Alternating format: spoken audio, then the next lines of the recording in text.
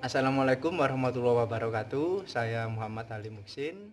Kali ini saya akan menjelaskan fisika tentang percepatan dan waktu yang dibutuhkan benda yang diluncurkan pada bidang miring. Nah, ini gambarnya. Gambaran ilustrasi seorang porter bandara memindahkan koper seberat 8 kilo. Nah, ini 8 kilo dari atas truk dengan cara meluncurkan di atas papan.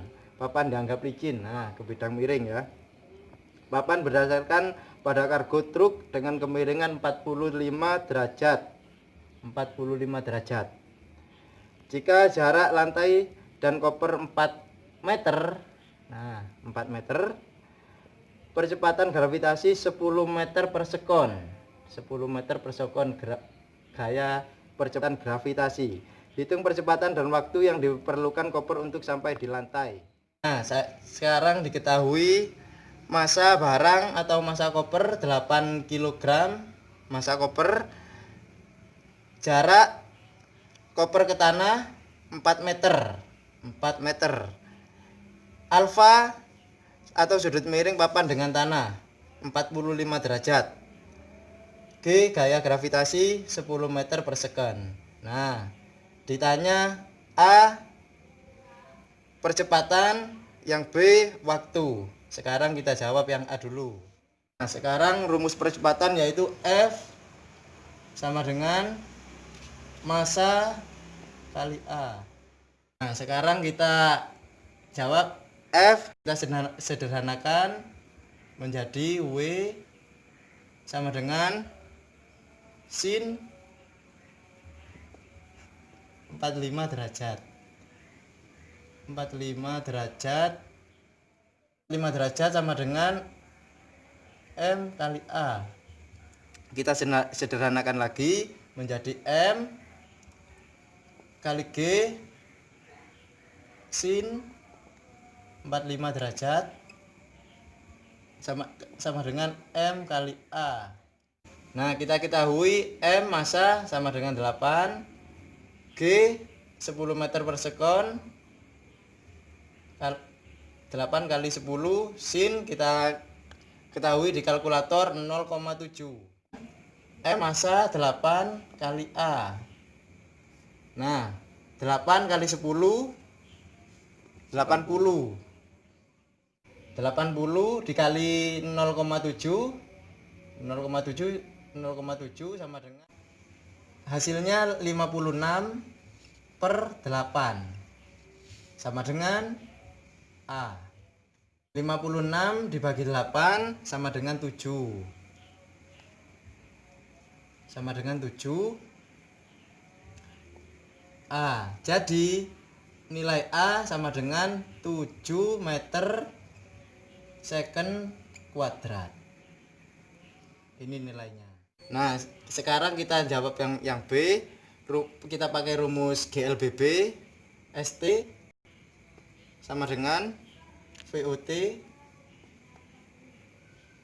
tambah setengah AT kuadrat. Nah, VOT karena tidak ada nilai atau 0, kita bisa hilangkan.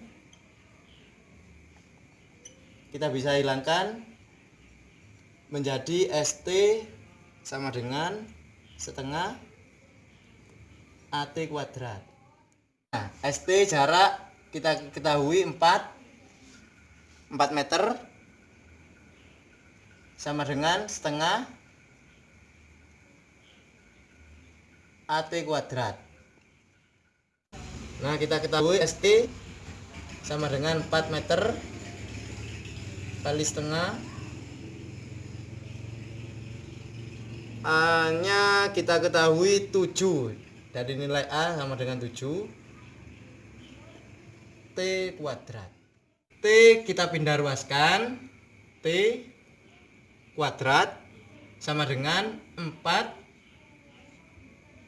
setengah kali 7.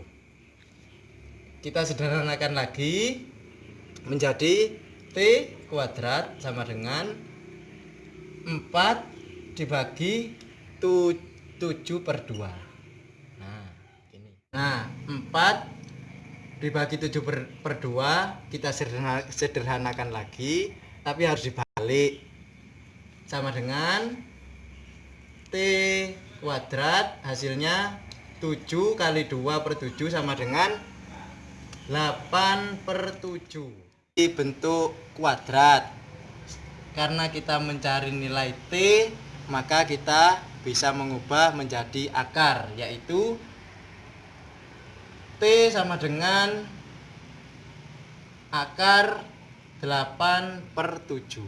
Nah, ini hasilnya. Sekarang kita ke pembahasan tentang jenis-jenis gaya. Jenis-jenis gaya dibagi menjadi 2, yaitu gaya sentuh dan gaya tak sentuh. Apa saja gaya sentuh? Yaitu gaya otot dan gaya gesek. Gaya tak sentuh yaitu gaya gravitasi dan gaya magnet. Contoh gaya sentuh. Nah, ini ada gambar mobil rusak. Mobil rusak atau kita menyebut gaya otot ketika kita mendorong mobil rusak ini, maka mendorong mobil rusak tersebut ke depan. Nah, kita bergeser ke gaya gesek. Gaya gesek adalah gaya yang bergesekan antara benda dan tanah. Atau kita ada gambar ini, ada orang menarik sebuah kotak yang bergesekan ke depan. Nah, contoh dari gaya tak sentuh. Ini ada gaya gravitasi, ini ada contohnya gambar sebuah pohon cipluan. Ya. Ini ketika buah cipluan jatuh ke tanah, ini adalah gaya gravitasi, yaitu gaya yang jatuh ke bumi atau dari atas ke bawah. Nah, ini ada contoh gaya magnet. Gaya magnet ini ada gambar sebuah magnet yang memagnet sebuah paku. Paku tersebut akan menempel ketika magnet tersebut dikaitkan atau ditempelkan. Begitu penjelasan untuk jenis-jenis gaya sentuh dan gaya tak sentuh. Sekarang kita akan menjelaskan tentang pembahasan soal. Jelaskan bagaimana hubungan matematis antara gaya berat atau W dengan massa M. Jelaskan perbedaan keduanya dengan mengilustrasikan perbedaan berat benda di atas permukaan bumi dan 30 km di atas atmosfer. Secara matematis, hubungan antara berat W dan massa atau M dapat ditulis dengan rumus W sama dengan M kali G. Nah, ini rumusnya. W sama dengan berat benda.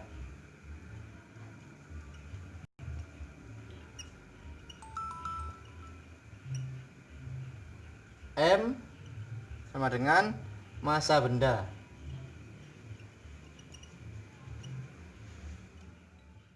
G percepatan gravitasi.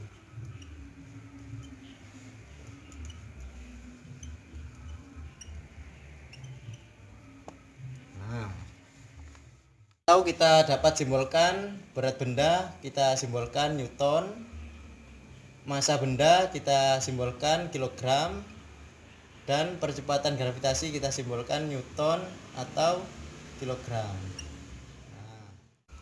Nah, gaya berat dan massa memiliki hubungan yang berbanding lurus. Begitu juga dengan percepatan gravitasi bumi. Berbentuknya massa tidak akan dipengaruhi gaya gravitasi, sedangkan berat benda sangat dipengaruhi oleh gravitasi bumi di tempat tersebut. Gravitasi bulan misalnya hanya 0,165 gravitasi bumi, sehingga massa 10 kg dari bumi akan tetap 10 kg di bulan, tetapi beratnya akan berubah dari 98 Newton di bumi akan menjadi 16,17 Newton di bumi, di bulan ya, di bulan. Nah, sekarang kita akan lanjut ke pembahasan hitung resultan vektor pada gaya tersebut dan tentukan arah resultan vektor gaya tersebut. Diketahui pada contoh seperti ini, diketahui F1 sama dengan 4 Newton, F2 sama dengan 6 Newton, F3 sama dengan 8 Newton. Ditanya berapakah nilai resultan? Untuk mencari resultan, mula-mula kita harus membuat tabel dulu untuk mencari sigma X dan sigma Y, sigma X dan sigma Y ya. Nah, kita membuat tabel dahulu. Nah, ini ya. Sigma X, nilai X dan Y. F1, F2, F3. Nah, nilai F1 dari nilai X F1 karena arah panahnya ke kiri, maka nilainya min 4. Untuk mencari nilai X F2 karena F2 nilai X karena F2 garis Y, maka nilainya 0. Untuk Y karena F2 arah ke atas, panah arah ke atas, maka nilainya 6, F6. Untuk mencari F3 untuk nilai sigma X, yaitu rumusnya cos 53 derajat, terus Y nya sin F3 sin 53 derajat. Nah, ini nilai F3 sama dengan 8. Cosnya kita bisa buka di kalkulator, sama dengan kali sama dengan 50, nilai dari cos 53 yaitu 0,6.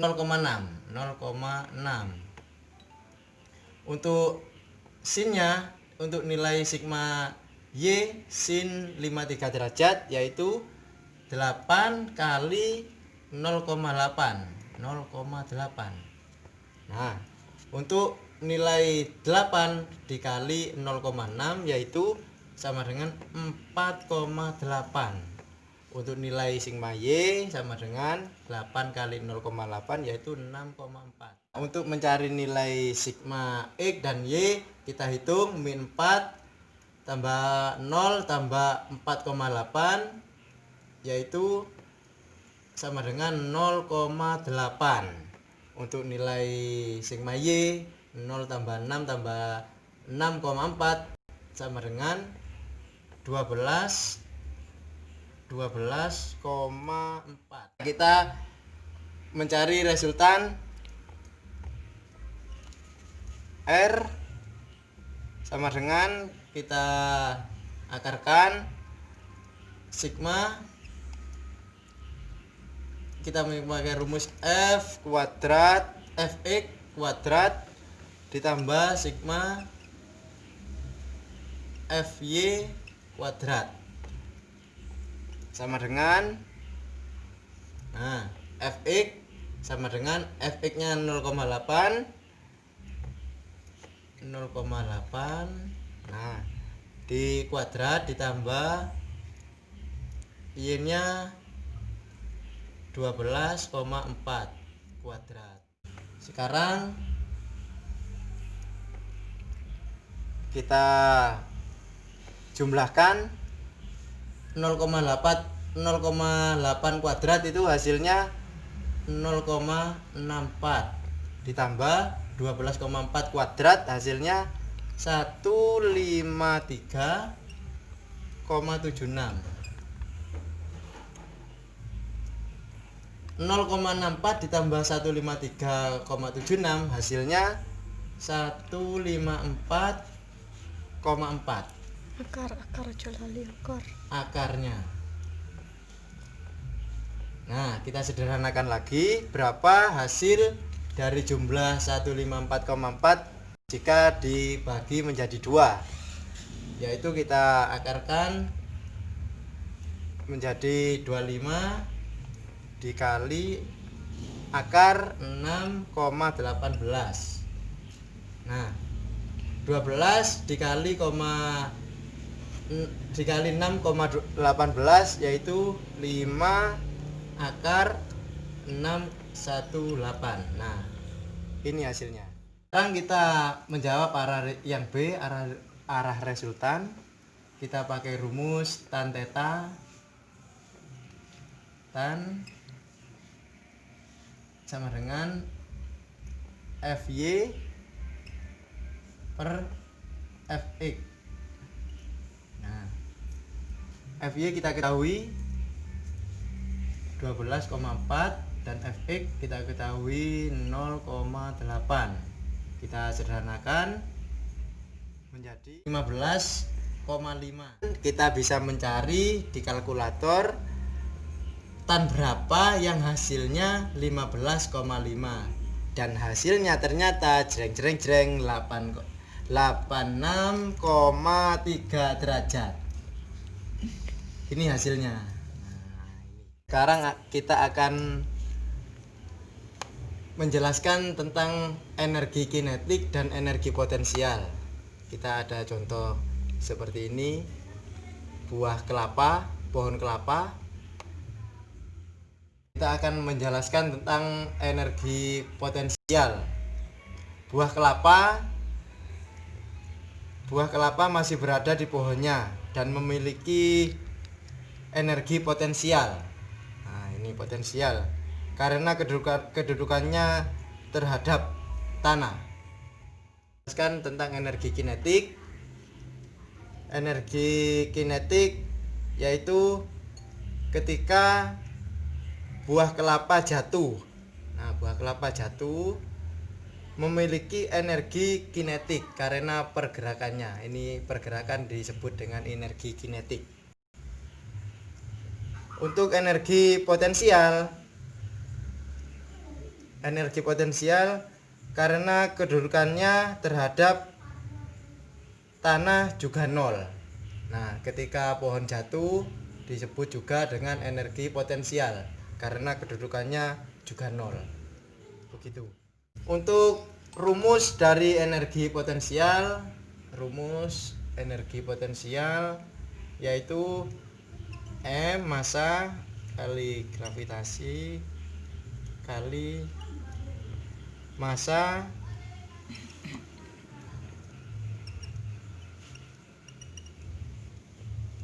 kilogram gravitasi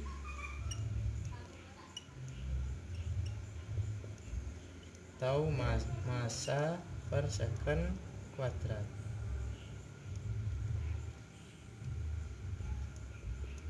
Ketinggian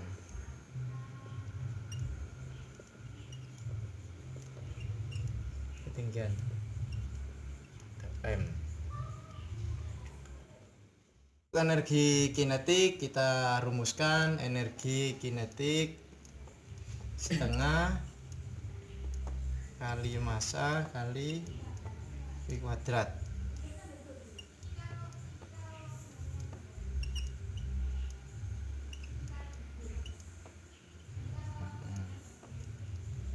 V sama dengan kecepatan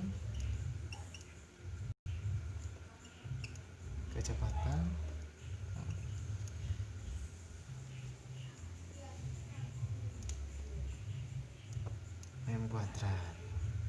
Nah, untuk penjelasan tentang energi potensial, semakin besar massa,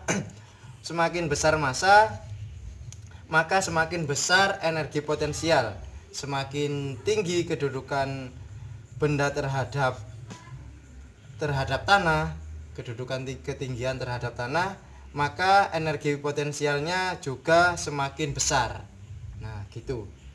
Untuk penjelasan tentang energi kinetik, semakin besar massa dan kecepatan, maka semakin besar energi kinetiknya. Begitu untuk penjelasan tentang energi kinetik dan energi potensial. Demikian penjelasan dari saya untuk tentang pembahasan kali ini. Saya akhiri. Wassalamualaikum warahmatullahi wabarakatuh.